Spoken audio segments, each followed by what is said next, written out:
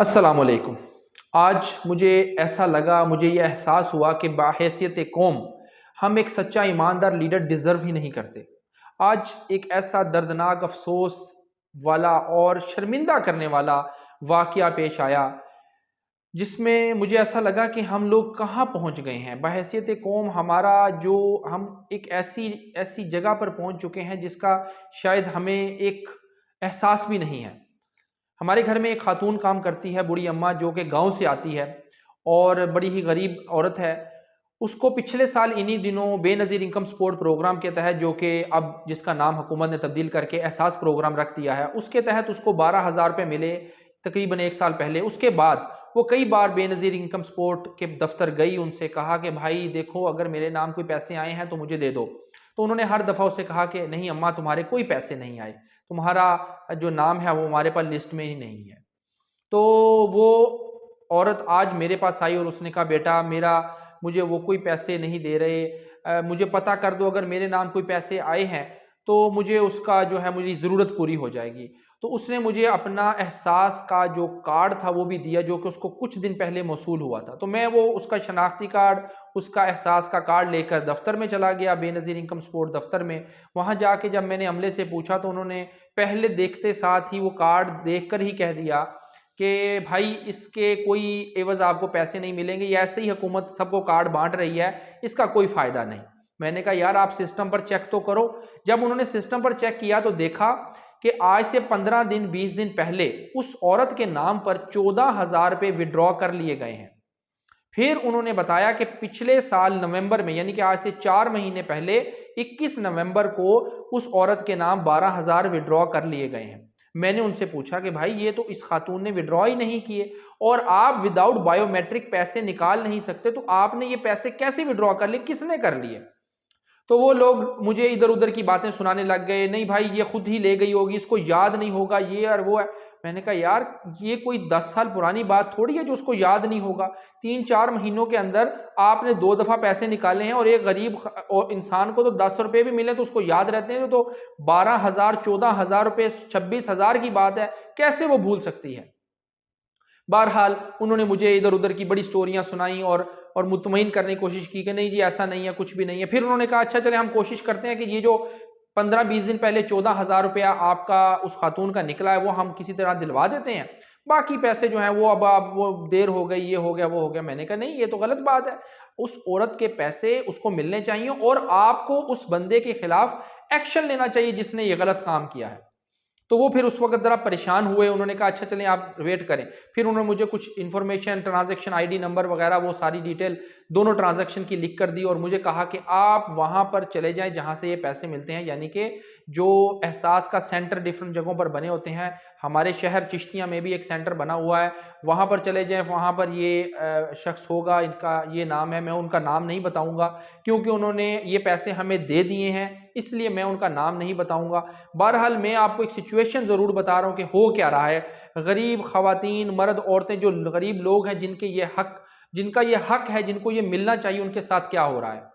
تو میں جب وہاں گیا تو میں نے ان کو جا کر بتایا اور ان کو ساری سچویشن بتائی، تو انہوں نے کہا جی ہم اس کو چیک کرتے ہیں اور ہم آپ کو پھر بتاتے ہیں۔ تو اینی وے بعد میں انہوں نے اس کو چیک کیا اور کرنے کے بعد بتایا جی بالکل ہم سے یہ غلطی ہو گئی، یہ ہو گیا، دس اینڈ دیٹ، جو انہوں نے کہانیاں مجھے بتانی تھی انہوں نے بتائیں، لیکن وہ پیسے انہوں نے مجھے دے دیے۔ تو ایسی سینکڑوں خواتین ہیں، مرد، عورتیں، جو بھی غریب لوگ ہیں، جو اس کے حقدار ہیں، مستحق ہیں، جو کہ دھکے کھاتے پھریں، جن کو الف بے بھی نہیں پتا، وہ جب دفتر میں جاتے ہیں تو دفتر کا عملہ ان کو مس گائیڈ کرتا ہے، ان کو غلط انفارمیشن دیتا ہے، اور جب وہ سینٹر میں جاتے ہیں جہاں پر یہ پیسے ملنے ہیں تو وہاں پر اتنی لمبی قطاریں لگی ہوئی ہیں، آپ یقین مانیں میں وہ پکچر لینا بھول گیا۔ اگر میں وہ پکچر لیتا تو آپ کو احساس ہوتا کہ شدید گرمی 44 ڈگری ٹیمپریچر میں کھلے میدان میں عورتوں کی کم از کم ایک لائن میں 400 500 خواتین گرمی میں میدان میں بیٹھی ہوئی ہیں کہ کب ہماری باری آئے گی اور ہمیں پیسے ملیں گے۔ تو وہاں جا کے مجھے یہ پتہ لگا کہ کچھ عورتیں یا بہت سارے جو لوگ ہیں، خواتین ہیں، وہ صبح 5 بجے یہاں آ کر بیٹھ جاتے ہیں کہ ہماری باری پہلے آ جائے۔ خدارا کچھ خدا کا خوف کھائیں، کیا ہم نے اللہ کے سامنے حاضر نہیں ہونا؟ کیا ہم نے مرنا نہیں ہے؟ یہ 10 12 20 ہزار کی اگر ہم غلط طریقے سے یہ پیسے اکٹھے کریں گے، کیا ہم نے اللہ کو جواب نہیں دینا؟ خدارہ اس بارے میں سوچیں، بحیثیت قوم سوچیں، اور پھر ہم کہتے ہیں کہ ہمارے لیڈر بے ایمان ہیں۔ او ہم اپنے گریبان میں تو دیکھیں ہم کیا کر رہے ہیں۔ ہم جتنے بے ایمان ہوں گے اتنا ہی ہمارا لیڈر بے ایمان ہوگا۔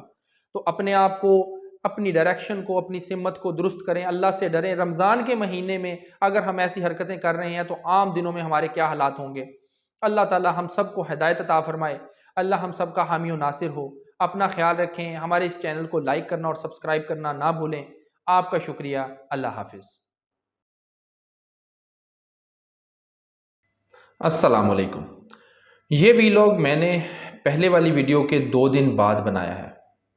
پہلے والی ویڈیو کے ویلاگ میں میں نے آپ کو یہ بتایا کہ ایک خاتون جو میرے گھر میں کام کرتی ہے اس کے ساتھ زیادتی ہوئی ہے، اور اس کو جو پیسے ملنے چاہیے تھے احساس پروگرام کے تھرو وہ نہیں ملے۔ اور جب میں نے اس پروگرام کے جو انچارج تھے، جو پیسے ڈسبرس کرتے ہیں، لوگوں کو دیتے ہیں، ان لوگوں کو، ان سے بات کی 2 دن پہلے، تو انہوں نے کہا کہ ہم اس میٹر کو دیکھ لیتے ہیں اور ہم اس کو ریزالو کر دیں گے۔ اور میرے گھر میں کام کرنے والی خاتون نے اتنا کانفیڈنٹلی، یعنی کہ اتنا بلنٹلی مجھے کہا کہ مجھے پیسے نہیں ملے، تو چونکہ وہ میرے گھر میں کئی سالوں سے کام کر رہی ہے اور میں جانتا ہوں کہ وہ ایک اچھے طریقے سے ہمارا وہ جو ہے ایک سلسلہ رہا ہے، کبھی بھی میں نے اس خاتون کو اور وہ بوڑھی عورت کو میں نے کبھی اس قسم کے معاملے میں انوالو نہیں پایا کہ اس نے گھر میں کوئی چیز آگے پیچھے کی ہو۔ تو آئی ٹرسٹڈ ہر، میں نے اس پر یقین کیا، اور میں نے سمجھا کہ اینڈ ریزلٹ یہی ہوگا کہ اس کو اس کے پیسے مل جائیں گے۔ تو میں نے وہ ویلاگ بنا دیا، اور بنانے کے بعد اپنے چینل پر اپلوڈ بھی کر دیا اور اس کو شیڈول بھی کر دیا۔ الحمدللہ کہ وہ ابھی آن نہیں ہوا تھا، تو آج مجھے احساس سینٹر سے کال آئی، انہوں نے مجھے بتایا کہ آپ آ جائیں، ہم آپ کا جو ہے وہ میٹر ریزالو کر دیں گے۔ جب میں ان کے پاس گیا، اور میں امید رکھتا تھا کہ مجھے وہ پیسے دے دیں گے اور میں اس خاتون کو دے دوں گا، جب میں ان کے پاس گیا تو انہوں نے کہا جی ہم نے اس خاتون کو پیسے دے دیے ہیں، یعنی کہ آج سے 20-21 دن پہلے بھی یہ خاتون ہم سے پیسے لے کر گئی ہے، اور 4 مہینے پہلے بھی یہ ہم سے پیسے لے کر گئی ہے۔ میں نے کہا یہ ہو ہی نہیں سکتا، میں ان کی بات ماننے کو تیار ہی نہیں تھا۔ میں نے کہا یہ ہو ہی نہیں سکتا، کیونکہ اس نے مجھے آج صبح آتے وقت بھی کہا ہے۔ تو میں آئی واز شاکڈ کہ جو وہ کہہ رہے ہیں وہ جھوٹ ہوگا، وہ کسی صورت نہیں ہو سکتا، انہوں نے کسی اور کو دے دیے ہوں گے، یا ان کے اندر سسٹم میں کوئی مس مینجمنٹ ہوگی جہاں پر یہ معاملہ خراب ہوا ہوگا۔ بٹ انفارچونیٹلی آج میں پچھلی ویڈیو سے بھی زیادہ دکھی ہوں کہ جب ہمارا معاشرے میں غریب امیر تمام دھوکہ دینا شروع کر دیں گے، جھوٹ بولنا شروع کر دیں گے، تو پھر معاشرہ تباہ ہو جائے گا۔ ہمارے نبی کریم صلی اللہ علیہ وسلم نے فرمایا کہ میری امت کے جو لوگ ہیں وہ سب کام کر سکتے ہیں، لیکن 2 کام نہیں کریں گے، ایک دھوکہ نہیں دیں گے، ایک جھوٹ نہیں بولیں گے، اور میرے خیال میں یہ 2 وہ کام ہیں جو آج ہم سب سے زیادہ کر رہے ہیں۔ تو مجھے بہت دکھ ہوا، بہت افسوس ہوا جب انہوں نے مجھے اس خاتون کی جو ایویڈنسز تھی دکھائیں، کیونکہ وہ پکچرز بھی لیتے ہیں جب آپ کو پیسے دیتے ہیں، تو ان کا اپنا ایک سسٹم ہے۔ انہوں نے مجھ سے ڈاٹا شیئر نہیں کیا، لیکن انہوں نے مجھے دکھایا، اور آئی واز ایکسٹریملی شاکڈ۔ پھر میں گھر آیا، میں نے اس خاتون سے بات کی، اور میں نے پوچھا کیا آپ نے پیسے لے لیے ہیں؟ تو وہ بہت شرمندہ ہوئی، اور اس کو ہوا کہ واقعی میں نے جھوٹ بولا، دھوکہ دیا، مجھے ایسا نہیں کرنا چاہیے تھا۔ But it was too late, چونکہ میری نظر میں جو اس کی عزت تھی اور جو اس کی سچائی کے معاملے میں اس کی رسپیکٹ تھی، ڈیفینیٹلی وہ متاثر ہوئی، اور مجھے بہت دکھ ہوا کہ جب آپ ایک انسان کے لیے کھڑے ہوتے ہیں، اس کے لیے کوشش کرتے ہیں، اور اس پہ یقین کرتے ہیں کہ یہ غریب ہے، یہ مظلوم ہے، اس کا نقصان ہوا ہے، اور آپ اس نقصان کو تلافی کروانے کی کوشش کرتے ہیں، اور اینڈ میں آپ کو پتہ لگتا ہے کہ وہ مظلوم اور معصوم نہیں ہے، بلکہ وہ مجرم ہے، اس نے جھوٹ بولا، اس نے کوشش کی کہ کسی طرح اس کو جو ہے نا وہ دھوکہ دہی سے پیسے، مزید اس کا جو حق نہیں بھی تھا وہ مل جائے۔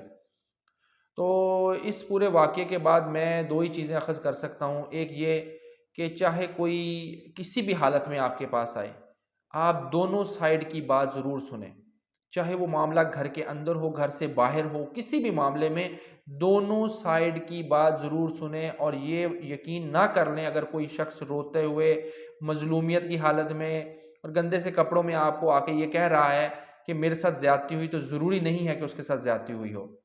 تو برائے مہربانی ایک تو اس چیز کا خیال رکھیں، اور دوسرے نمبر پر میں اگین یہ کہوں گا کہ ظالم ہم خود ہیں، ہم لوگ خود اپنے ساتھ ظلم کرتے ہیں۔ جب ہم ایسے کام کرتے ہیں تو ہمارا جو اعتماد ہے وہ ایک دوسرے سے اٹھ جاتا ہے۔ پاکستان کا آج سب سے بڑا المیہ یہ ہے کہ ہمارا اعتماد ایک دوسرے سے اٹھ گیا ہے، اور ہم اس اعتماد کو بحال کر سکتے ہیں، اور اس کے لیے ہمیں جھوٹ اور دھوکے کو چھوڑنا پڑے گا۔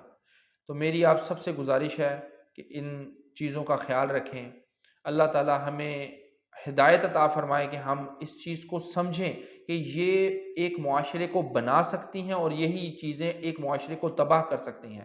ہمارے نبی نے بڑی سخت بات کی ہے کہ میرا امتی یہ دو کام نہیں کرے گا، جھوٹ نہیں بولے گا اور دھوکہ نہیں دے گا۔ اللہ تعالی ہم سب کا حامی و ناصر ہو، اپنا اور اپنے اہل خانہ کے خیال رکھیں، اور ہماری اس ویڈیو کو، اس ویلاگ کو، اس چینل کو لائک ضرور کریں۔ ہمیں آپ کی سپورٹ کی ضرورت ہے، ہم آپ کے لیے بات کرنا چاہتے ہیں۔ آپ لوگوں کا شکریہ۔ اللہ حافظ۔